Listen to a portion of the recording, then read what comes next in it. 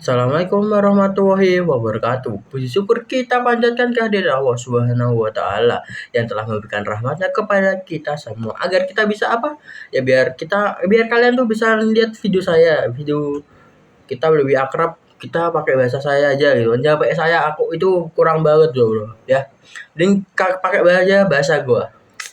Oke, dan di sini saya akan jelasin gimana sih. Ya, pada kesempatan kali ini kita akan membahas tentang sejarah manusia pertama dalam Islam dan ilmu pengetahuan. Lalu kita masuk ke bab yang pertama. Ya, manusia tuh selalu memiliki rasa ingin tahu. Dia tuh berasal dari mana sih? Iya gak? Kalian mesti ingin tahu gak sih? Kalian tuh asal-usulnya dari mana? Kenapa kok bisa lahir betul kayak gitu kan? Ya, kalian harus tahu gitu. Ya, di sini kita akan membahas tentang penciptaan Nabi Adam Shallallahu Alaihi Wasallam. Sebagaimana dijelaskan di dalam Al-Quran, penciptaan Nabi Adam merupakan peristiwa penting yang menunjukkan keagungan Allah Subhanahu Wa Taala.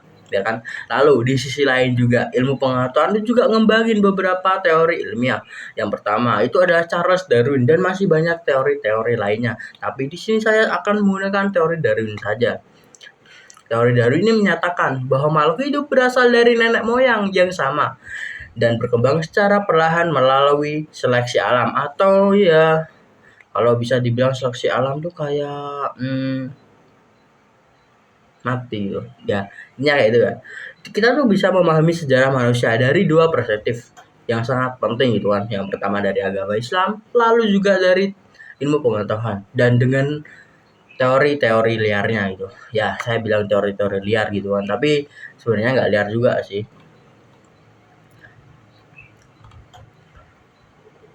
Lalu pertanyaannya adalah ini kan, siapakah manusia pertama yang diciptakan Allah? Itu udah jelas guys ya, itu adalah Nabi Adam. Lalu bagaimana tahapan-tahapan penciptaan di dalam Al-Quran? Di dalam Al-Quran itu juga udah nyertain semua tahap-tahapannya ya. Lalu kita langsung aja masuk ke pembahasan. Di sini kita akan membahas tentang penciptaan manusia menurut Islam. Dalam Islam, penciptaan manusia dijelaskan dalam Al-Quran. Nabi Adam SAW manusia pertama yang diciptakan oleh Allah dari tanah. Lalu Allah meniupkan ruh ke dalamnya dan menjadikan makhluk yang sempurna. Dia diberi akal, pikiran, dan ilmu juga.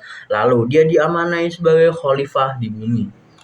Dan sebagaimana dijelaskan dalam surat Al-Quran, dan dijelaskan dalam surat Al-Quran Al-Mu'min ayat 67 yang berbunyi, Wallazi khalaqakum min turabin summa min nutfatin summa min alaikin summa yukhrijukum tifla summa litakbilhu asyadakum summa likunu yukha wa minkum ma yuktafa min qablu wa litabluhu ajala musawwa wa fa'latihun, yang berarti dialah yang menciptakan kamu dari tanah, kemudian dari setetes mani, sesudah itu dari segumpal darah, dan lalu dilahirkan sebagai seorang anak, kemudian dibiarkan supaya kamu bisa sampai kepada masa yang dewasa yang tumbuh. Kemudian dibiarkanlah kamu sampai tua, dan darah kamu yang diwafatkan sebelum itu, supaya kamu sampai kepada ajal yang sudah ditentukan. Lalu Allah juga memerintahkan para malaikat dan iblis untuk bersujud kepada Adam sebagai bentuk penghormatan. Namun iblis menolak karena kesombongan pun. Lalu mereka pun dikutuk dan diusir dari surga. Dijelaskan dalam surat Al-Baqarah ayat 34 yang berbunyi, Fa izhulna lil malaikatil jusududi lil adama fasajdu illa iblis aba wastakbara wa kana minal kafirin, yang artinya ingatlah ketika kami berfirman kepada para malaikat, sujudlah kamu kepada Adam, dan sujudlah ke mereka kecuali iblis, maka yang tidak ingin sujud maka itu termasuk golongan orang-orang yang kafir ya. Lalu kita masuk ke dalam penciptaan menurut di dalam Al-Quran. Di Al-Quran menjelaskan bahwa penciptaan manusia melalui tahap-tahapan. Tahapan pertama itu adalah dari tanah. Lalu kedua air mani. Ketiga menjadilah alkoholah atau segumpal darah. Keempat menjadi mukaladoh atau segumpal daging. Yang terakhir, yang kelima itu adalah ditiupkannya ruh kepada segumpal daging itu. Maka terciptalah manusia, bro. Oke? Tahapan ini tidak hanya menjelaskan asal-usul Nabi Adam, tetapi juga perkembangan manusia secara umum yang kini selaras dengan ilmu pengetahuan modern.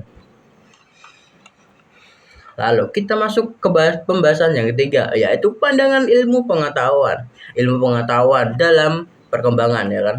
Ilmu pengetahuan, khususnya teori evolusi, menyatakan bahwa manusia itu berasal dari proses evolusi yang panjang, yaitu dari spesies primata, ya bisa disebut Homo sapiens, yang diyakini hasil dari adaptasi dan seleksi alam jutaan tahun lamanya. Namun, teori ini juga memiliki keterbatasan, terutama karena belum bisa menjelaskan bagaimana sih kesadaran penuh atau moralitas dan spiritual yang muncul secara alami. Charles Darwin sendiri menyatakan bahwa teorinya tuh bisa dipatahkan jika ditemukannya organ kompleks yang tidak mungkin terbentuk secara bertahap. Namun, hingga saat ini, teori evolusi ini tetap menjadi dasar utama pada fondasi biologi modern. Yang keempat, integrasi dan ilmu pengetahuan. Islam tidak menolak, ya kan? Islam tidak menolak ilmu pengetahuan. Justru Islam mendorong umatnya untuk menuntut ilmu dalam Al-Quran. Banyak ayat diperintahkan kita untuk merenungi ciptaan Allah sebagai bukti kebesarannya. Yang tercantum dalam Al-Quran surat Al-Imran ayat 190 yang berbunyi, Inna fil khalqis samawati wal ardi waqtifalil laili wan nahari la ayatil uli alabad, yang sesungguhnya dalam penciptaan langit dan bumi dan sisilah bergantinya malam dan siang terdapatnya tanda-tanda bagi orang yang berakal. Artinya kita di sini tuh menyatakan dengan penciptaan langit dan bumi serta pergantian siang dan malam adalah tanda-tanda bagi orang yang sering berpikir. Jadi maka berpikirlah maka kamu akan tahu kebesaran Allah. Anjay, gitu bro. Sejarah mencatatkan, ya kan, bahwa ilmuwan muslim seperti Ibnu Sina,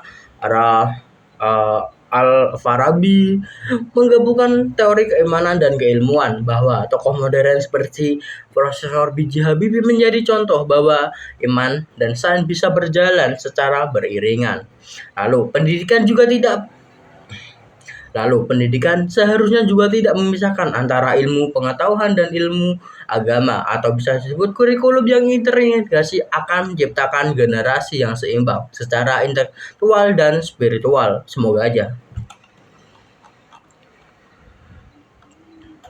Ya, dari pembahasan ini kita dapat simpulkan, ya kan, bahwa Islam tuh menjelaskan penciptaan manusia secara spiritual.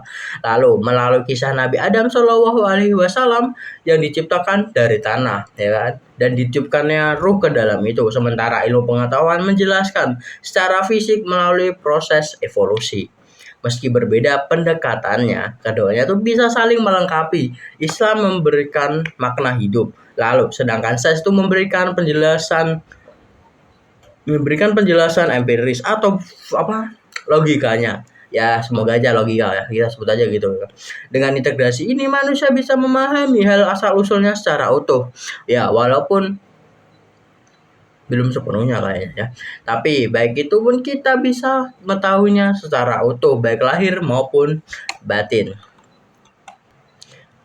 Ya, demikian yang bisa saya sampaikan tentang sejarah manusia pertama dalam Islam dan ilmu pengetahuan.